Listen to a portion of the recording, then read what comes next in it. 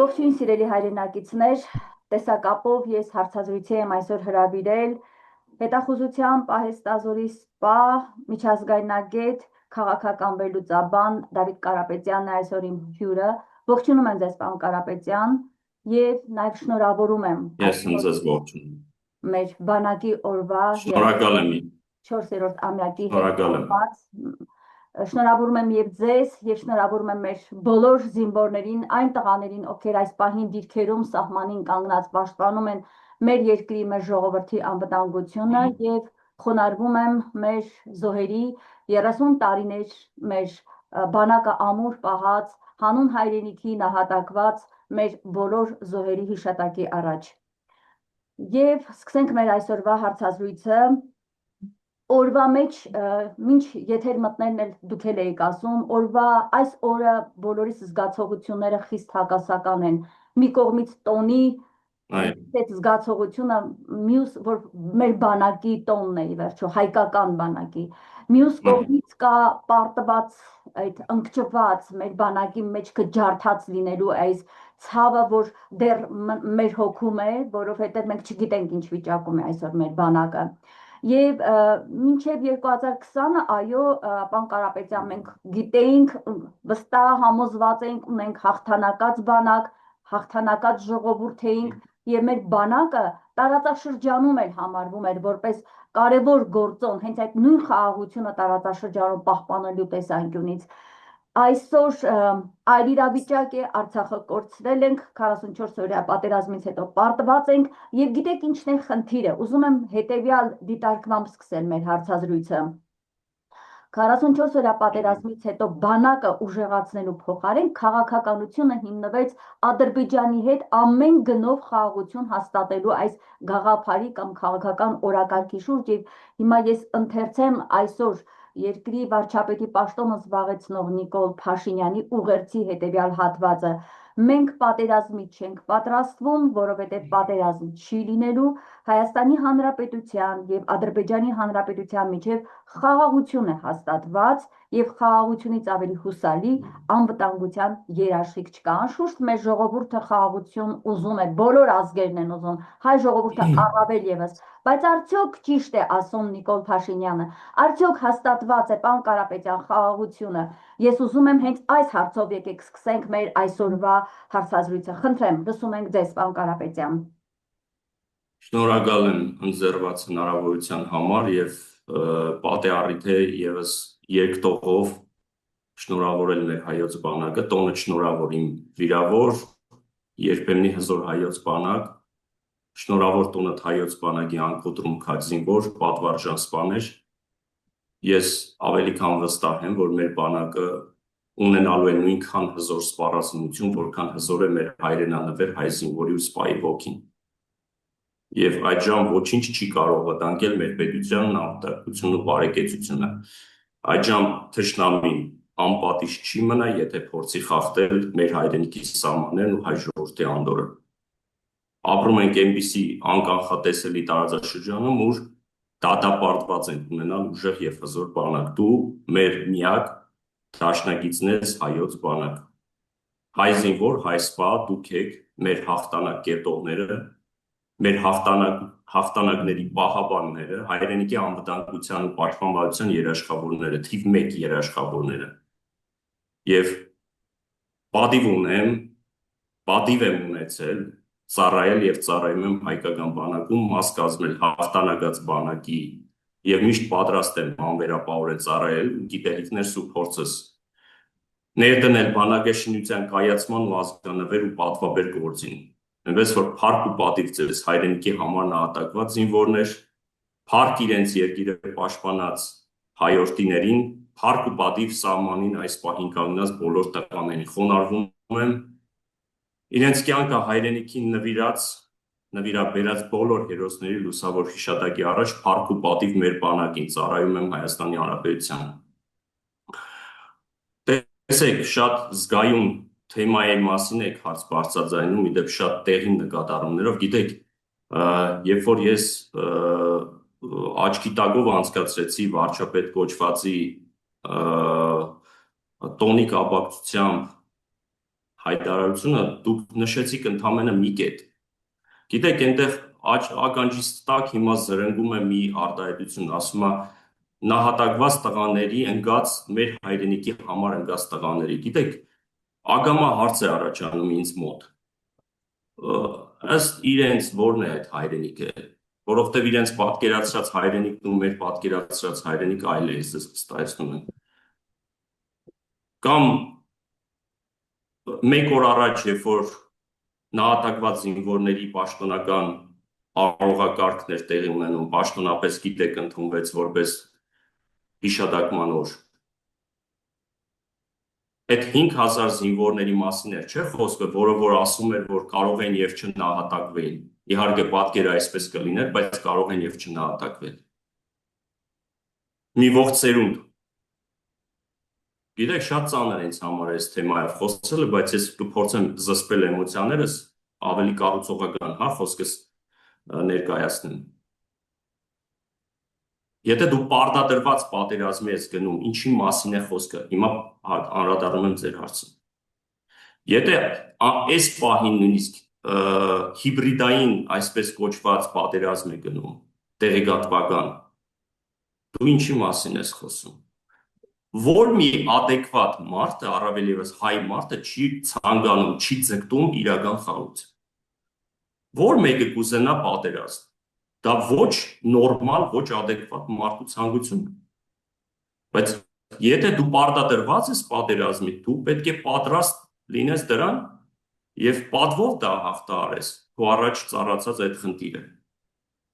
Առավել ևս, երբ որ թշնամիները շատ անկեղծ եւ շիդակ խոսում են իրենց առավելապաշտական, իրենց ծավալապաշտական ընդլայնվող քաղաքականության մասին։ Երբ որ մարդիկ ուղիղ տեքստով խոսում են Հայաստանի վերացման մասին, երբ որ քո սուվերեն երկիրը ճանաչում եւ խոսում են որպես արհեստական տերմիններով արևմտյան Ադրբեջան, երբ որ քոչվորը դարձել է նստակյաց ու նստակյաց ազգին պետությանը, ասում է դուք քոչվոր եք։ Երբ որ քո տեղանունները ինչ որ արհեստածին տոպոնիմներով տարբեր անվանումներ է տալիս։ Այսինքն, գիտեք, երբ որ ուղերձեր կա, հասկանում եք, մենք ինչ է լինի չենք պատերազմելու։ Այ ինչպես չեն պատերազմելու 250-ից 300 քառակուսի կիլոմետրի համար, որովհետև դա ծնոտ սարեր են, դրա համար բարձի պատերազմել։ Ու լավ ալիբի ունեն, դե դեմարկացիան կլինի, այդ ժամանակ ադրբեջանցիները դուրս են գալու, ոչ։ Ալիևը ուղիղ տեքստով ասել է, գետ 1 սանտիմետր տարածքից դուրս չի գալու իր զինվորը։ Թեպետ ինքը գիտակցում եւ գիտի, որ դա հայկական տարածքներ են, ՀՀ սուվերեն տարածքի սահմանը։ Եվ դա ընդհանրապես ինքնախապեյություն է, սեփական ժողովրդին խապում են, որովհետեւ այլ տարբերակ չունեն կամ համակերպվում են, հանդուրժում են այս իրականության հետ, որովհետեւ գիտեն, որ խնդրի լուծումը չունեն։ Եվ տարբեր, հա, հիշում եք հայտնի դեպքերը, երբ որ ասում են ադրբեջանցիները կսովածանան, դուրս կգան այդ տարածքներից։ Հասկանում եք, որքան ոտապոպիկ պետք է լինի ռազմաքաղաքական ղեկավարությունը, որ նման արտահայտություն իրեն թույլ տա։ Գիտեք, որտեղ են հիմա այդ ադրբեջանցիների զինվորները, որոնք օկուպացված են պահում մեր դիրքերը։ Գիտեք, շատ կարող եմ թվարկել մարազմի ու աբսուրդի ժանրի նման պարադոքսալ հայտարարությունները, բայց թույլ տվեք չանդրադառնամ դրանց։ Ընդամենը կասեմ մեկ բան։ Եթե դու ասում ես, որ մենք որևիցե կերպ չենք պատերազմելու, դու կանաչ լույս ես վառում քո հանդեպ նոր ռազմական գործողություններ անելու։ Այո։ Լինի դա լայնամասշտաբ, թե լոկալ պատերազմի տեսքով։ Դու կանաչ լույս ես տալիս, դու ցույց ես տալիս, որ դու պատրաստական չես պաշտպանել քո սահմանները։ Կամ դու ցույց ես տալիս, որ քոնը ընդամենը պաշտպանություն իրականացնող բանակ է։ Ես հասկանում եմ, գիտեք, եթե դրա տակը լիներ խորը դիվանագիտական հնարք, որ այդպես ներկայացնեն, բայց իրականում այլ բան անեն, գիտեք, ես հիմա այլ կերպ կպատասխանեի ձեր հարցին։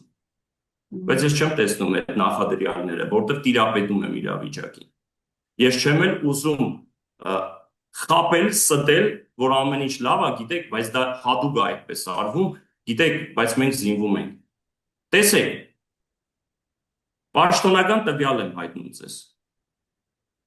Ադրբեջանի բանակը 2026 թվականին իր ռազմական բյուջեն ավելացրել է 44%։ Միաժամանակ Հայաստանի բանակը իր ռազմական բյուջեն կրճատել է 14-ից 16%։ Ընդ որում այդ բոլոր թվաբանությունների եւ դրա հետ համատեղ ռիսկերի մասին բարձրաձայնում է Հայաստանի Հանրապետության հետախուզության վարչությունը իր հատուկ զեկույցով։ Հիմա մտահոգություն է, թե մտահոգություն չի։ Ընդ որում, երբ որ Ալիևը ուղիղ տեքստով ասում է ուշի-ուշով հետևում եմ Հայաստանի զինվելու process-ին, եթե ես նկատեմ իմ ազգային անվտանգությանը խանգարող հանգամանք, ես դա թույլ չեմ տա։ Այսինքն, ինչպես սեփական արտադրության, այնպես էլ ներմուծումների առումով։ Ու ընդ որում, այս ժամանակահատվածում նա զինվում է։ Հայաստանի օտային տարածքով անցնում են գրեթե ամենօրյա ռեժիմով ռազմական օտանավեր, որոնք տեղափոխում են սպառազինություն եւ ռազմական տեխնիկա։ Ադրբեջանը զինվում է, հարց եմ ձեզ տալիս, ինչի համար է զինվում։ Մենակ որպեսզի հանկարծ Հայաստանի կողմից վտանգի դեպքում ինքնապաշտպանվի, դուք այդպես եք կարծում։ Բնավ։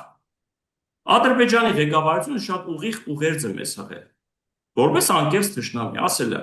հաջորդը Արցախի հարցը լուծված է, հաջորդը իրանց թիրախում, իրանց ուշադրության կիզակետում է ներկայիս Հայաստանի Հանրապետության։ Եվ իրենք հասկանում են, հենց այնպես հայտարարություն չի արել Ալիևը, ասելով, որ այլևս անիմաստ է անգամ պատերազմով դա անել։ Մենք այնտեղ տանկերով չենք գնալու, մենք այնտեղ մեքենաներով ենք գնալու։ Հիմա տեսեք, Թրամփի ճանապարհ ենք ասում։ Շինարարություն է գնում այնտեղ, շինարարություն պետք է գնա, երկարատև, որտեղ մեգա պրոյեկտ է իրականացվում, հա, մուլտիմոդալ ճանապարհներով, ենթակառուցվածքներով։ Մտահոգություններ ունենք, չէ՞, դեմոգրաֆիական խնդիր կար։ Ինչ կառույցներից են գալու այդ աշխատուժը, որոնք տեղավորվելու են Սյունիքում։ 3-ից 5 տարի ժամկետով։ Հայերս էլ չէ, գնում ենք օրինակ Ռուսաստան, որպես աշխատուժ, հա, խոպանասվածը։ Շատերը քաղաքացիություն են ստանում, շատերը մնալու իրավունք են ստանում եւ այլն եւ այլն։ Կարող եմ 1000 ու մի խնդիր թվարկել։ Հասկանում եք, Ալիևը այսօր հստակ իր ուղերձը ասել է։ Ընդ որում հայկական կողմը միակողմանի զիջումներով դա ներկայացնում է, որ դա մեր ցանկությունն է, մենք դա օրինակ սահմանադրության փոփոխություն, հռչակագրի մասը հայտնի։ Բնական ռեսուրսների համատեղ օգտագործումը։ Եթե այս ժամանակին ասում եմ, ընդ որում սա ավելի ակտուալ կդառնա շուտով ջրային ռեսուրսների համատեղ օգտագործումը, նաև արդեն այսօր խոսում են հեծի մասով, լսել եք։ Երբ որ մենք ինքնաբավ երկիր ենք այդ մասով, եւ ընդհանրակը մենք ենք վաճառում էլեկտրաէներգիա, ատոմակայան ունեցող երկիրը, որը ինքնաբավ է, հեծեր ունեցող երկիրը այսօր համատեղում է Թուրքիայի ու Ադրբեջանի հետ։ Իր հեծ կառույցը ամբողջությունը, հասկանում եք, մեկ տարածաշրջանության մեջ։ Դե հայտարարեց, պետք է երկրի համակարգերը միավորեն, Ադրբեջանի եւ Հայաստանի էներգետիկ համակարգերը հայտարարեց Փաշինյանը։ Ժամանակին Եվրոմիությունն էլ գումար էր մեզ հատկացնում հենց այդ աշխատանքների համար, երբ որ ես ժամանակին պաշտոնապես իմ մասով հայտարարեցի, որ գումար եք տրամադրում, իբր ներկայացվում էր տվյալ դեպքում Ռուսաստանի կախվածությունից դուրս գալու համար էներգետիկ, երբ որ մենք Ռուսաստանի հետ կոնկրետ էներգակիր որպես երկիր Ռուսաստանից էներգիա չենք ստանում։ Այո։ Ու այս պարագայում մի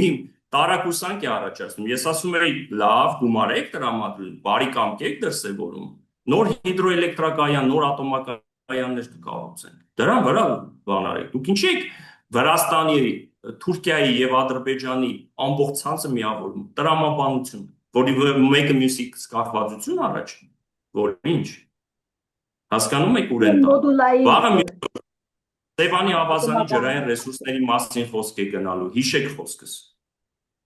Մարդը իր ուզած քմաջույքով, իր պատկերացումներով, իր դեմ տված քարտեզներով է դելիմիտացիոն դեմարկացիոն աշխատանքներն անում։ Պարոն կապիտան, դառնալով օրվա խնդրին, դուք շատ տեղին հիշեցումներ արեցիք Ալիևի հայտարարություններից, ես ուզում եմ նաև անդրադառնալ 20 թվականից անմիջապես հետո 21 թվականի հենց սկզբում Ալիևի հայտարարությանը, հիմա կընթերցեմ փոքր այդ հատվածը, Նիկոլ Փաշինյանի բոլոր հրահանգները Ալիևի կատարում է, նաև ձեր խոսքով նշեցիք, եւ սահմանադրության փոփոխությունն է դրված, եւ անկախության հռչակագրից հրաժարում, 300,000 ադրբեջանցիների տեղափոխում Հայաստան, տարբեր հայոց ցեղասպանությունից հրաժարում, դա Թուրքիայի պահանջն է, բնականաբար դա համատեղ պահանջ է ադրբեջանա-թուրքական տանդեմի։ Հիմա ես ուզում եմ հիշեցնել Ալիևի խոսքերը, հայկական բանակ այլևս չկա եւ չպետք է լինի։ Մենք երբեք թույլ չենք տա, որպեսզի մեզ համար սպառնալիք ստեղծվի։ Հիմա հարցս ձևակերպեմ։ Փաշինյանը, որը ստրկաբար կատարում է Ալիևի բոլոր պահանջները, սկսած Արցախի հանձնումից, այս մի ամբողջ սցենար է, շարունակում է Հայաստանի տարածքների այսպես զիջումով եւ եթե վերընտրվի նա անպայման գործը հասնելու է Տիգրանաշենին, տարբեր այդպես արդեն այսպես կոչված անկլավների, մենք տեսնում ենք, չէ, ինչպես է կատարվում թշնամու օրակարգը։ Հիմա կարող ենք ասել, որ կոնկրետ բանակի հետ կապված այս իշխանությունը Փաշինյանի ղեկավարությամբ կատարում է Ալիևի հրահանգը, այսինքն նրանց չի թույլատրվում ամրացնել, ուժեղացնել հայկական բանակը եւ առհասարակ ունենալ պաշտպանակ բանակ։ Մենք կարող ենք այլևս հստակ ասել, որ այստեղ եւս, ինչպես բոլոր մնացած հարցերում, Փաշինյանը կատարում է թշնամական պետության ղեկավարի պատվերը։ Տեսեք, անգամ եթե դա պատվերի կատարում է չլինի, որը առաջին հայացքից հենց այդպես էլ կա, adekvat մարդը նման տպավորություն ստանում է, շատ ճիշտ եք ասում։ Բայց ես ուրիշ բան ասեմ, անկախ նրանից, որ դա նույնիսկ արտաքին պատվեր է, իսկ նրանք կամակատարներ, խնդիրը այստեղ նաև ուրիշ տեղ է, որ ինքնին այս մարդիկ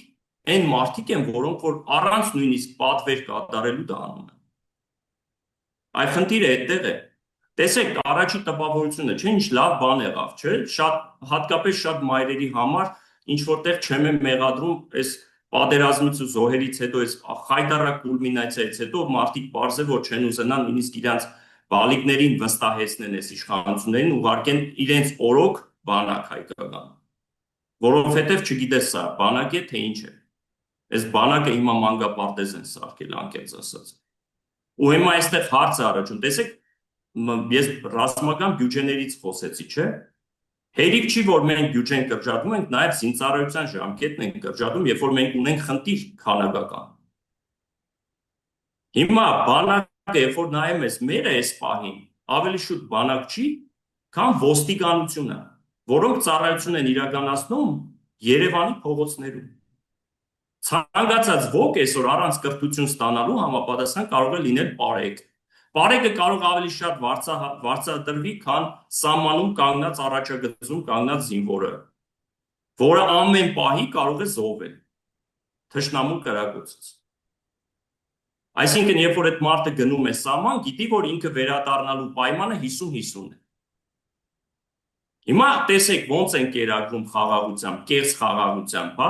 հույսի վաճառականները։ Ասում են, տեսեք, մենք իրոք խաղաղություն ենք բերել։ Մեր զինվորը հիմա չի զոհվում սահմանում։ Այ դա է իրական խաղաղությունը։ Իսկ երբ որ ամենացինիկն է, դա ցինիզմի գագաթնակետն է, հիմա ինչ որ ասեմ, դա այն է, երբ որ ճակատը պարզ, խիղճը մաքուր, ուղիղ ժողովրդին ասում է ժողովուրդ ջան, բա մենք իրական խաղաղություն բերեցինք։ Մենք ամեն ինչ արեցինք ի հաշիվ այդ ամենի, Հայաստանը պահպանվեց քաղաքական քարտեզի վրա։ Ու գիտեք, այսինքն տպավորությունը ոչ թե տպավորություն է։ Ուղիղ մարդիկ ակնարկում են, որ Արցախը պետք է հանձնվեր, այդքան զոհ պետք է լիներ եւ այլն, այս ամեն սցենա, այս ամեն ինչը պետք է տեսնենք, այս խայտարակությունը, այս ազգային նվաստացումն ու ստորացումը, արդյունքում այն որ ասում է մենք ունեցանք նոր Հայաստան, իրական Հայաստան, ու բերեցինք խաղաղության դարաշրջան։ Կներեք, հարց եմ տալիս ձեզ։ Որ մի միջին վիճակագրական հայը անգամ ոչ բարձրագույն կրթություն ստացած 8-րդ դասարանի կրթություն ունեցողը չէր կարող բերել նման պայմաններով խաղաղություն։ Հարց եմ տալիս։ Այսինքն, եթե դա էր գինը, պատերազմով, հանձնելով բոլոր սրբատեղիները 120,000 մարդու բնավեր տնավեր անելով, 5,000 երեխու գերեզման դնելով, տարածքները հանձնելով, ներողություն, ով չէր կարող նման սցենարով խաղալ։ Եթե դա էր խաղաղության գինը կամ խաղաղության ճանապարհը, յուրաքանչյուրս կարող ենք նման խաղաղություն բերել ու այսօր պարզ ճակատով ժողովրդին ասեինք, մենք են տղեկն ենք, որ այդ խաղաղությունը բերեցին։ Ասենք դա էր գինը։ Եթե դա էր գինը, նախկինները իմ աչքի լույսը չեն, դուք լավ գիտեք։ Բայց նախկինները համենայն դեպս պահում էին այդ ամեն ինչը, որքան էլ ուդում թալանում էին, բայց պահում էին։ Այսինքն հիմա ընդ որում այստեղ մի շահարկում էլ կա։ Բա լավ կարող եք բերել այդ խաղաղությունը, դուք բերեք։ Իսկ ով է ասել, որ խաղաղությունը կարող է ինչ որ ժամկետ ունի։ Պատերազմական վիճակը սառը պատերազմը ժամկետ ունի։ 5 տարի հենց հիմա Ուկրաինա-Ռուսաստանի հետ պատերազմում է։ Ֆրանս-գերմանական պատերազմը 100-ամյակներ է տևել։ Ով է ասել, որ պատերազմը պետք է տևեր ինչ-որ ժամկետներում։ Այսինքն այդ շահարկման առարկան զավեշտի ժանրից է, հասկանում եք, դա սեփական կաշին փրկելու միակ ձևն է։ Ու այնքան իրենք դուրս են գալիս փողոց, այնքան պարզ ճակատով հասկանում ես, որ մարդկային հոգեբանական խնդիր ունեն այս մարդիկ։ Էլ չասեմ, որ Ստոկհոլմյան սինդրոմով են տառապում այս մարդիկ։ Նախագահ կոչվածի քծնանկային վարկագիծը տեսակ, Ալիևի։ Այո, շնորհակալություն 5,000 զոհ ունենք, տարածքները ամբողջ հոգևոր արժեքային մշակութային արժեքները թողած այնտեղ 3 անգամ նույն երկու տող բառի մեջ շնորհակալություն հայտնում է։ Ալիևը գետ մեկ անգամ որևիցե պատրվակով մեր հայկական կողմին ինչ որ հարցում շնորհակալություն հայտնել է։ Հասկանում եք, չի կարելի նման նվաստանալ, չի կարելի, իբր ցույց են տալիս կառուցողականություն։ Դա նվաստացում է, դու քո ազգի դեմքն ես, դու ցույց ես տալիս քո երկի։ Դու հասկանում եք,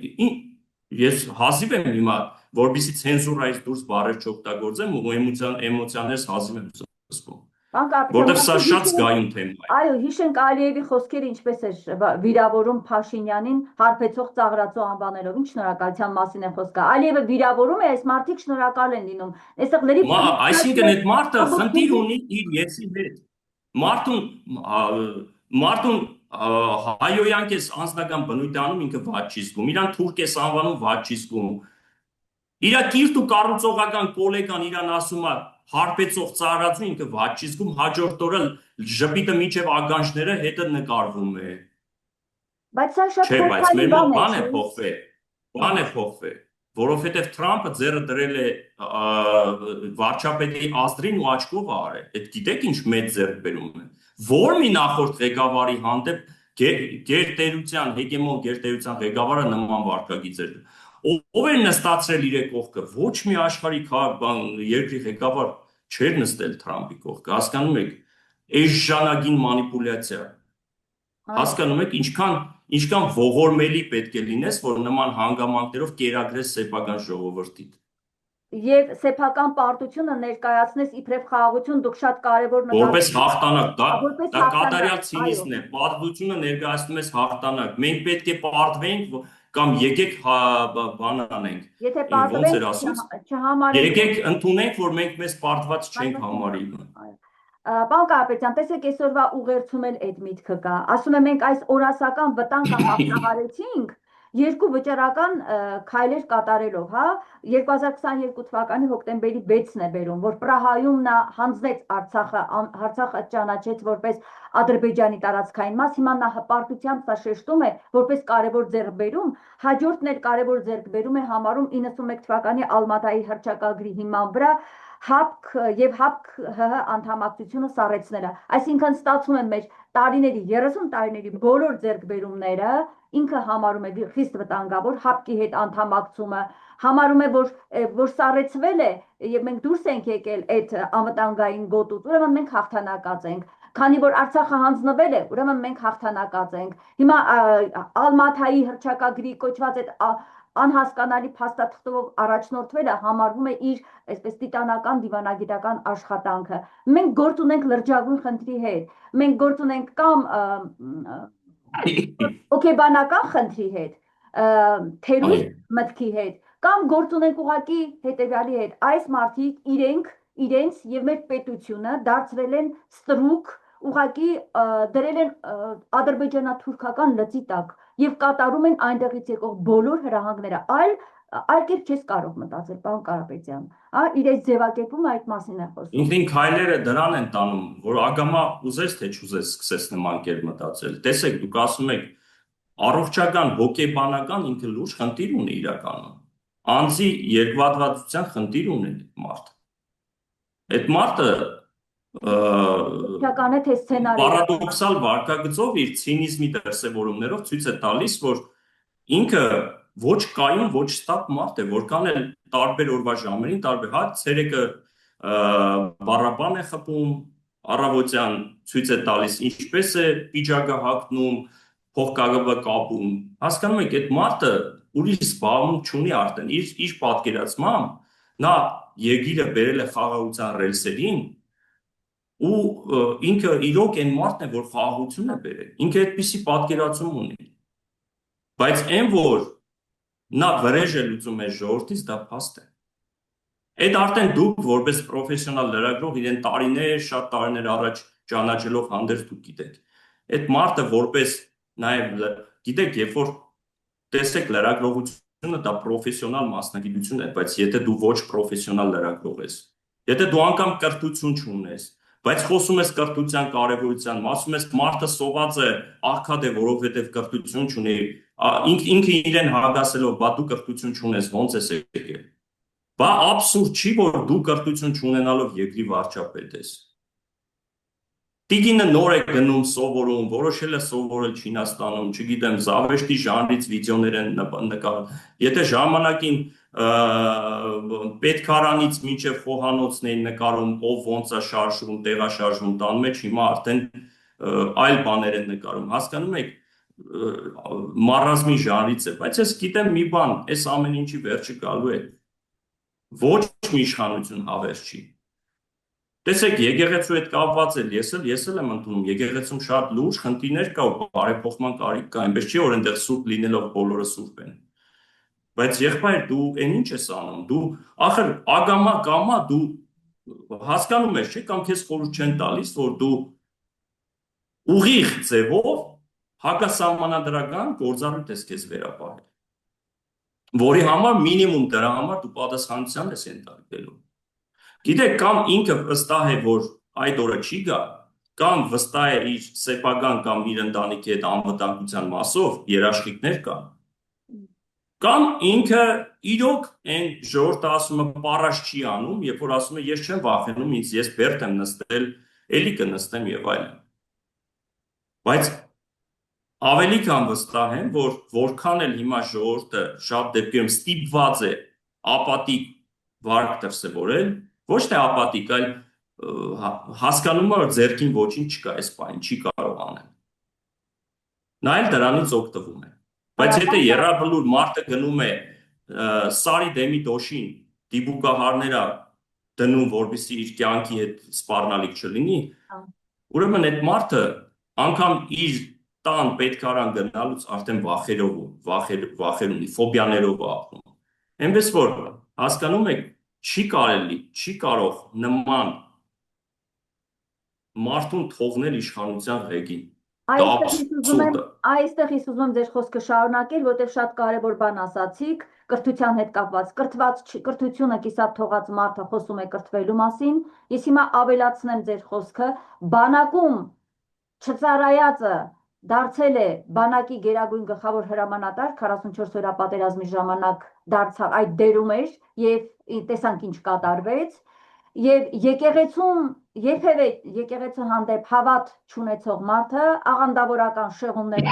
մարդը այսօր իրեն հռչակել է եկեղեցու հավատացյալ, հա, եւ ապրում է այսպես իբր եկեղեցու բարենորոգումների կարևորման ջատագով է դարձել։ Սաղմոսներ է կարդում, սաղմոսագետ է դարձել, սաղմոսացիտությամբ է զբաղվում, գիտեմ։ Այո, դուք շատ ճիշտ նշեցիք, այդ մարդը բացի այն, որ միջնակարգ կրթություն ունի, նույնիսկ բարձրագույն չունի, նաև զինվոր չի եղել։ Սեփական ժողովրդին ու պետությանը չի ծառայել։ Դրա համար եմ ասում, որ մի կրիտերիայով այդ մարդը ընդհանրապես երես ունի լինի երկրի ղեկավար։ Հասկանում եք, բարոյական նորմեր կան, բացի հələ հերիք չի իրավական տեսանկյունից, որ անհամատեղելի է նրա պաշտոնը նրա անձի հետ։ Պարոն Կարապետյան, ես ուզում եմ անդրադառնանք նաև նրա ուղերձին, իհարկե այդքան էլ չէի ցանկանում ծանրանանք նրա ուղերձի կամ նրա կերպարի, բայց ստիպված ենք, որովհետև նա է մեր բանակը այսօր ինքնել, նա է մեր երկիրը հասցրել այս ծանրագույն իրավիճակին, նրա քաղաքականությամբ, նրա թիմի քաղաքականության հետևանքով է, որ մենք կորցնում ենք մեր պետականությունը եւ ես չգիտեմ ինչի կարող ենք վերածվել վաղը, եթե իրականանա Ալիևի բոլոր հրահանգները։ Տեսեք, այսօրվա իր ուղերձում նա խոսում է հերթական անգամ թերագնահատում է մինչ իր իշխանությունը մեր բանակի ուժը, հա, հզորությունը եւ ասում է, իդեպ ես ուզում եմ հիշեցնել նրա խոսքը 2025-ին, 1 տարի առաջ, այսօրը ինչ էր ասում, բանակի փոխարեն բակից շլանգով բենզին ու սալարկա քաշելու համակարգ եք ստեղծել 2018 թվականի դրությամբ եւ ոչ թե բանակ։ Տեսեք ոնց է ինքը վարկաբեկում մեր բանակը եւ այսօր էլ գրում է, որ բանակում այս ընթացքում շնորհիվ իրենց իշխանության վերջին տարիներին հսկայական քանակությամբ ժամանակակից զինտեխնիկա, ռազմական տեխնիկա են ձեռք բերել, որակով տեխնիկա են ձեռք բերել, սրանք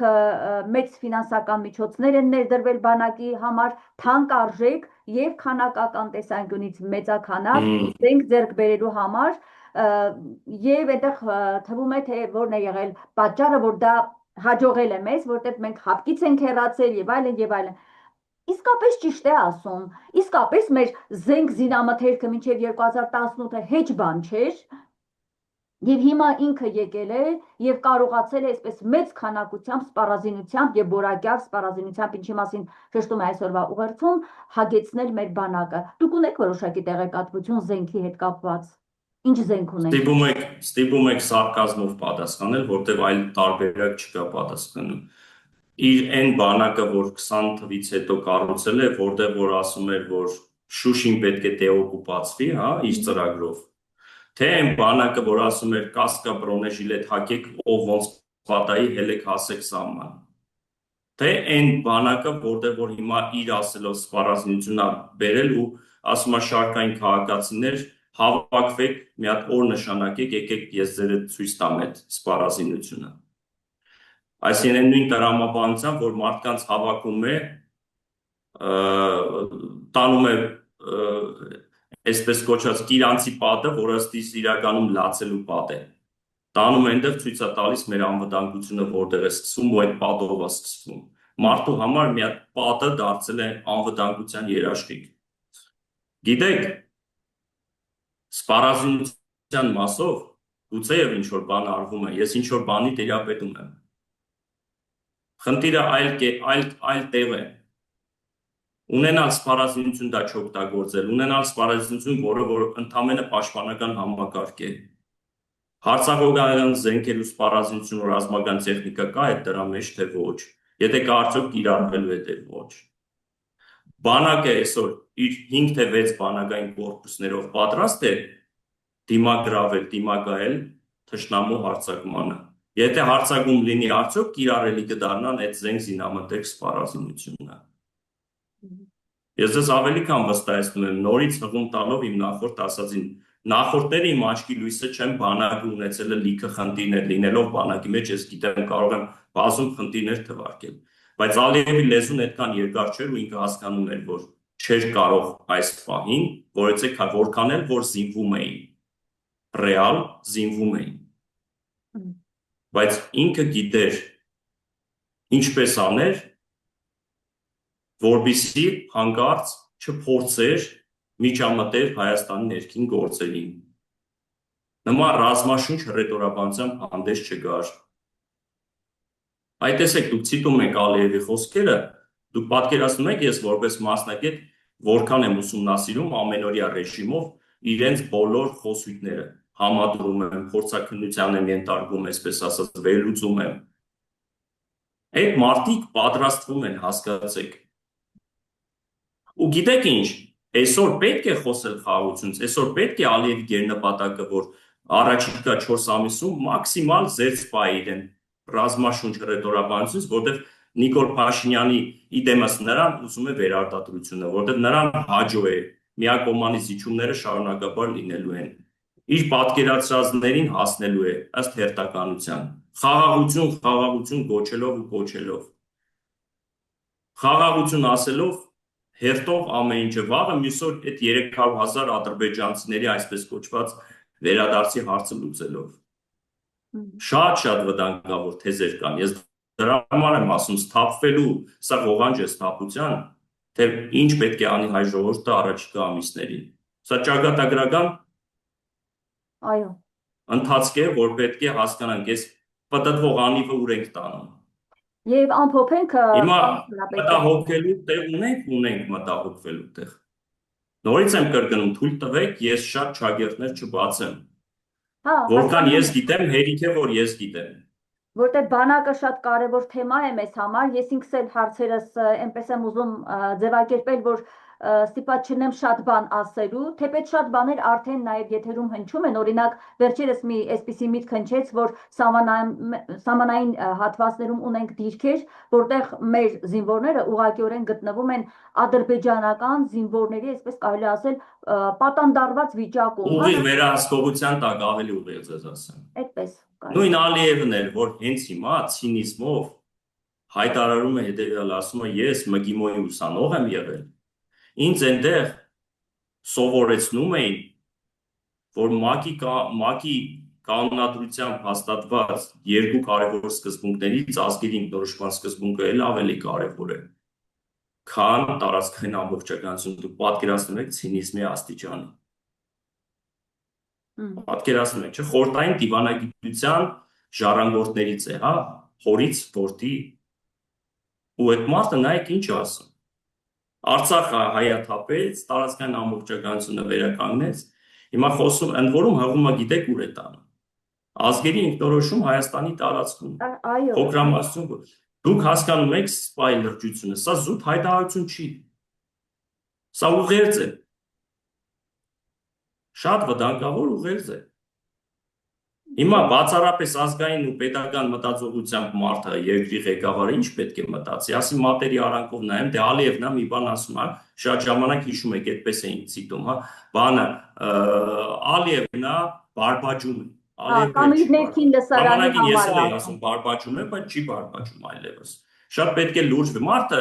ատամները կրճտացնելով հասավ իր նպատակին։ Հասավ իր նպատակին։ Հիմա տեսեք, այդ 30 տարի այդ պայքարից հետո մարդը, էլի եմ ասում, այնքան սպասեց, մինչև հասներ իր ուզածին։ Հիմա մտահոգվելու տեղ ունենք, թե չունենք։ Լավ, եւ հիմա ավարտենք, դուք շատ կարևոր բան ասացիք։ Այո, Արցախը վերցրեց, Արցախը օկուպացված է, հայկական Արցախը հայաթափված է ամբողջությամբ, հասել է Հայաստանի տարածքներին, կան օկուպացված տարածքներ արդեն Հայաստանից, նրա ախորժակը շատ մեծ է, մինչև Երևան հասնելը, եւ դա նա կանի փափուկ ուժով։ Եթե ընտրվի, եթե վերընտրվի Նիկոլ Փաշինյանը։ Հիմա խնդրեմ մեր ընդ որում կներեք ձեր հարցը տալուց առաջ։ Այո։ Ղազիատներ են բացում, Երևանի ղազիատներ են ասում հիմա։ Այո, այո։ Հոգևոր մշակութային կենտրոնների մուտք ու ելք, վերակառուցման հնարավորություններից են խոսում։ Ու ընդհանրապես պատասխանի նամակ չկա, որ մենք ինչ իրավունքներ ունենք։ Հասկանում եք ինչից է խոսում։ Մարդը Թրամփի նման ցիտում է, ասում է ուժն է ծնում իրավունքը, միջազգային իրավունք չկա այլևս, ուժն է, ուժի գործոնն է կարևոր։ Այո, այո։ Մարդը ուղիղ, բայց այդքան բան ասում։ Հիմա եկեք խնդրում եմ որպես վերջաբան, որտեղ մեր ժողովրդի զգոնությունը թուլացել է։ Մարդիկ հիմա ընտրությունների նախաշեմին նորից խոսում են, դե որովհետև Փաշինյանը կարող է ապահովել խաղաղություն եւ նույնիսկ կա այսպիսի մարդիկ կան, որոնք ասում են հնարավոր է որ նորից վերընտրենք իրենց, որովհետև Փաշինյանն է որ ապահովում է խաղաղությունը։ Մեր ժողովրդին պետք է ամեն մեր զրույցների ժամանակ, հարցազրույցներում բոլոր մեր քաղաքական գործիչները, մեր փորձագետները հստակ արձանագրեն այն փաստը, որ սա կեղծիք է, իրականում չկա խաղաղություն, վերընտրության դեպքում ինչ կկատարվի մեր երկրի հետ։ Կխնդրեմ շատ կարճ ներկայացրեք այս պատկերը, որպես ուղերձ, այսօրվա ուղերձ մեր ժողովրդին, խնդրեմ։ Նորից եմ կրկնում, ես ինքս կողմ եմ իրական խաղաղությանը, արժանապատիվ խաղաղությանը, ոչ ուլտիմատումներով, ճնշման միջոցով կամ միակողմանի զիջումների արդյունքում ձեռք բերված խաղաղության, դա խաղաղություն չի, դա ինքնախապեյություն է, դա Ստոկհոլմյան սինդրոմ է։ Ես ավելի քան վստահ եմ, որ միակ բանաձևը հետևյալն է, որքան էլ դու կառուցես հարևանիդ հետ խաղաղություն ու փորձես այդ խաղաղության գինը հստակ սահմանես, գինը հետևյալն է, մինչև ռազմաքաղաքական բալանսը, որը հիմա ոչ թե խաթարված է, այլ ամբողջությամբ իօգուտ Ադրբեջանի չկարգավորվի, իրական խաղաղություն չի լինի։ Մինչև դու չզինվես, մինչև քո սպառազինությունը բարձր մակարդակի չբերես, մինչև քո բանակը պաշտպանունակությունից նաև հարձակման ենթակա բանակ չլինի, թշնամուն լեզուն հայել երկար է լինելու, հայել հոխորտալու է, հայել լկտի անալու է ու սպառնալու է։ Հետևաբար, սա ժամանակավոր է։ Ալիևը այսօր խոսի խաղաղությունից, վաղը խոսի պատերազմից, մյուս օրը խոսի էլի խաղաղությունից, այն մյուս օրը խոսի կհիշեցնի իրենց վերադարձի իրավունքի մասին, որ հայերս այնտեղ են տարածաշրջան են եկեք Ռիբայետովի միջոցով 1800-ականների, կհիշի իրենց հազարամյա պատմությունից, կխոսի իր հոգևոր մշակութային ժառանգությունից, մարդը չեղած տեղը պատմություն է ստեղծել, ու այդ պատմությանը հավատում է, ու այդ պատմությունը իրականություն է դարձնում։ Հասկացեք, ես ինքս կողմ եմ խաղաղության, խաղաղությունից լավ բան չկա, առավել ևս այս ժողովրդի համար։ Բայց այդ խաղաղության գինը, նորից եմ ասում, զինված պաշտպանված լինելն է, հզոր լինելն է, ուրիշ տարբերակ մենք չունենք։ Ես վստահեցնում եմ, որ րոպեին մենք պատրաստ եղանք դիմակայելու արտաքին մարտահրավերներին, երբ որ մենք իրապես կարողանանք պաշտպանել ինքներս մեզ, այդ ժամանակ մենք իրոք խաղաղություն մենք կպարտադրենք, այդ ժամանակ մենք խաղաղություն կպարտադրենք։ Որովհետև կա բալանս, հաշվարկ, որ դեպքում հարևանը, ով քո հանդեպ տածում է թշնամանք, ատելություն ու անտագոնիզմ, ստիպելու է ինքն իրեն, որպեսզի հրաժարվի այդ ամենից, որտեղ հասկանալու է, որ բարդ խնդիրների առաջ է գալու։ Ինչ ռասկլատ էլ ուզում է տեղի ունենա։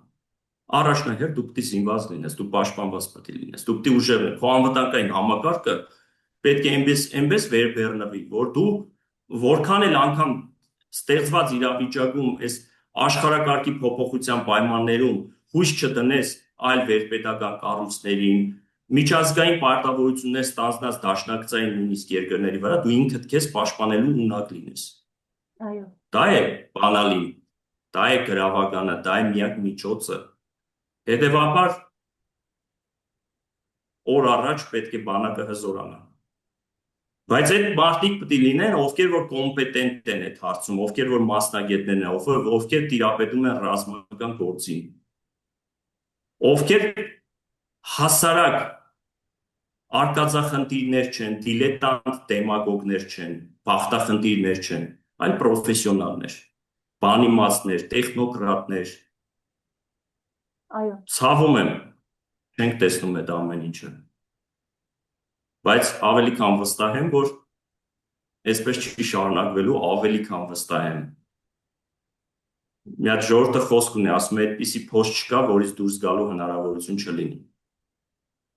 Սա էլ ենք հաղթահարելու։ Միանշանակ այս ջրբաժանը, այս ժողովրդի մեջ առաջացած անջրպետն էլ է վերանալու, վերածնունդ լինելու է։ Ավելի քան վստահ եմ։ Հայ ժողովուրդը, գիտեք, ժողովուրդը ասում է, դանակը ոսկորին հասնելու այդ պահը կա, հա, բայց մի պահ կա, որ երբ որ դու այդ պահը, այն որ ջուրը բաժակը լցվում է, արդեն տեղ չկա, արդեն ոտքի է կանգնում։ Օր առաջ ուղղակի դա պետք է լինի։ Սա բնավ չհամարեք, որ կոչ եմ անում, բայց ես ինքնակազմակերպման կողմնակիցն եմ։ Ինքնակազմակերպման, ինքնության վերականգնման, ազգային դիմագծի վերականգնման կողմնակից եմ։ Արժե համակարգի վերականգնման։ Որովհետև այն ինչ որ մենք տեսնում ենք հիմա, դա տոտալ ողբերգություն ու խայտարարություն է, սա ամոթ է ու խարան է։ Այո։ Շնորհակալ եմ, պարոն Կարապետյան, միանշանակ համակարծիք եմ ձեզ հետ, հայ ժողովուրդը պետք է արթնանա սեփական ինքնությունը պահպանելու համար եւ մենք չենք կարող ունենալ մի վարչապետ, որն ասում է Արարատ լեռը, եթե շարունակենք ունենալ կամ նկարները կրել կամ մեր գերբի վրա լինել, մեզ զենք Սիմվոլներից հրաժարվենք։ կարող է, հա, մեզ կարող է ցեղասպանեն եւ այլն եւ շարունակի հայ ժողովրդին տանել իր ինքնության պաշտպան հենասյուների, այդ թվում եւ բանակն է, եւ մեր եկեղեցին է, եւ մեր կրթությունն է, ոչնչացման ճանապարհով եւ մեր ժողովուրդը այս գիտակցմամբ պետք է գնա ընտրությունների, որպեսզի կանխի այս ահավոր աղետը, որը կրկնակի երակի ավելի մեծ թափով կսկսվի հունիսի 8-ից սկսած, եթե հանկարծ վերընտրվի Նիկոլ Փաշինյանը։ Ահա այս գիտակցումը փոխանցենք այսօրվա տոնական օրով մեր ժողովրդին։ Ես շնորհակալ եմ ձեր վերլուծության համար եւ որպես միջազգայնագետ եւ որպես նաեւ սպա բանակում հերոսաբար ծառայած ձեր մեծ լուման ունեցող նաեւ մեր պատերազմական գործողություններում շնորհակալ եմ ձեզանից, շնորհակալ եմ մեր բոլոր այն տղաներից, ովքեր մինչև վերջ կանգնած մնացին չնայած վարվող հակահայկական պարտվողական քաղաքականությանը, մինչև վերջ մնացին հայրենիքի պաշտպանության դիրքերում եւ 44 օրյա պատերազմում եւ այս բոլոր հետընթաց գործողությունների ժամանակ մինչև վերջի պահը պայքարեցին հանուն Արցախի։ Ես վստահ եմ ձեզ հետ միասին, որ իրավիճակը չի կարող այսպես շարունակվել, հայը արթնանալու է։ Ունեք ասելիք, ինձ թված ասելիք։ Այո, միանշանակ, Աստված առաջ զարթոնք լինելու է, վերացնունդ լինելու է, միանշանակ ես ապատիկ ու ամորֆ վիճակից դուրս ենք գալու, չենք համակերպվելու, չենք համուժելու, Աստված առաջ։ Շնորհակալ եմ, պարոն Կարապետյան, ես վերհիշեցնեմ իմ հեռուստադիտողներին, ես տեսակապով զրուցում էի հետախուզության պահեստազորի սպա քաղաքական վերլուծաբան միջազգայնագետ Դավիթ Կարապետյանի հետ։ Լավ եղեք, դարձյալ ու դարձյալ շնորհավոր մեր բանակի տոնը։ Կհանդիպենք։